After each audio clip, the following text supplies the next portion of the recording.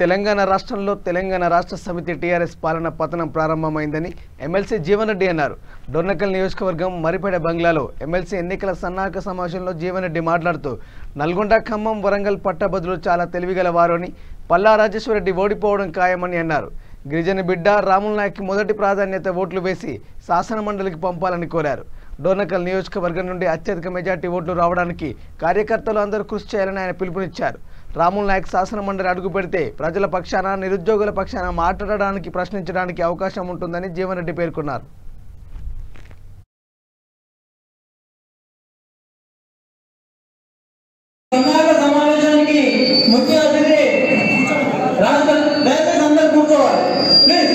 మాజీ మంత్రి బోర్గ పల్లా నాయక్ గారిని వేదికవలసిందిగా కోరుతున్నాం.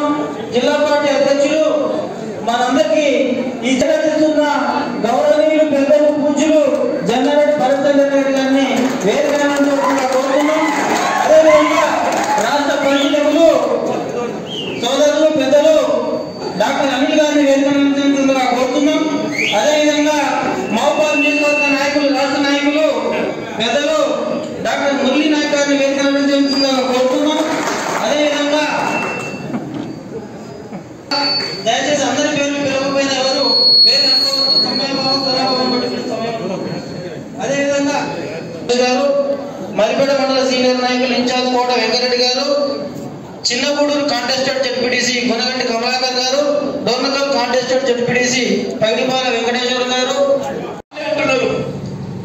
ఐటీఐఎస్ స్థాపనకి ఏదైతున్నదో విఘాతం కలిగించింది భారతీయ జనతా పార్టీ అని టిఆర్ఎస్ పార్టీ అంటుంది, టిఆర్ఎస్ పార్టీని భారతీయ జనతా పార్టీ అంటుంది. దాన్ని నిలబెట్టలేకపోయింది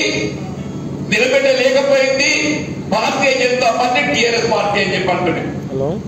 మరి అటువంటి వాళ్ళకి ఏదైతుందో ఆంధ్రప్రదేశ్ రాష్ట్ర పునర్విభజన చట్టంలో తెలంగాణ ప్రాంతానికి మరి మేలు అనుకూర్చే విధంగా అనేక రాయితీలు అందులో కల్పించడం జరిగింది.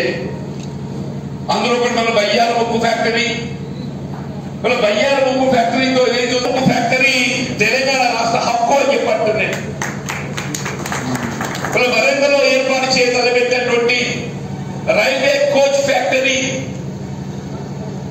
ఏమైందే? రైల్వే కోచ్ ఫ్యాక్టరీ ఏమైందే? బయ్యాల ఉప్పు కర్మాగారం వీళ్ళన్నిటికీ ఏమంటారు?